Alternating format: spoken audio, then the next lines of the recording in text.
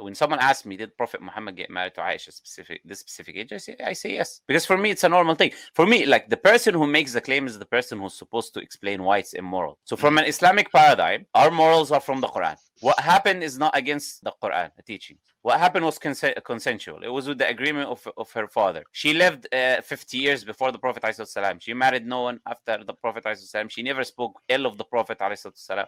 She had all chances to do so if she was being abused or anything, like they try to put it, right?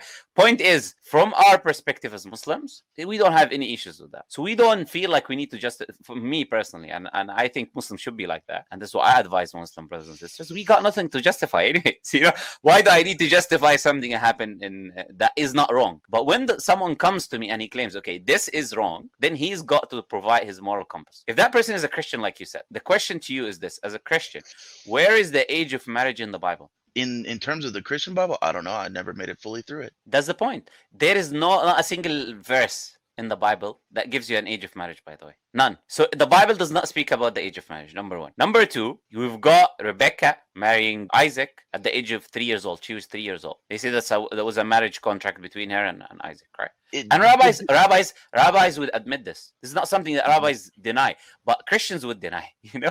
Yeah, But Christians deny it because the Bible states that Isaac was 27 years, but there is happenstance because if you consider miscommunication as a factor, it was more so likely that she could have been around the ages of 12 to 14 because of how long it took Abraham to learn. But who am I to say? It's not no. There is a calculation, and I can send it to you later on. It's just I have the calculation between Sarah's age of 90 to Abraham's 100. Yes. Isaac being born at 100. Exactly. So you looked into it. 27. Yeah. Yes. So my point is, it doesn't matter how me and you understand it. The recipients of the text, Jewish people, how do they understand it? They say, yes, she got married in that age, and they say that there is nothing in their laws that prohibits that type of marriage contract. Yeah. So why don't the Christians be consistent then and go after the Jews, right? Well, and go after the Old Testament. Fun fact for you. Yes. I'm sure you'll have in your arsenal of rebuttals. In the 1880s, so less than 200 years ago, in America, 37 states, age of consent was 10 years old. Yeah. Let me even surprise you. Delaware at that time was 7. I know. Not only that, let me tell you something.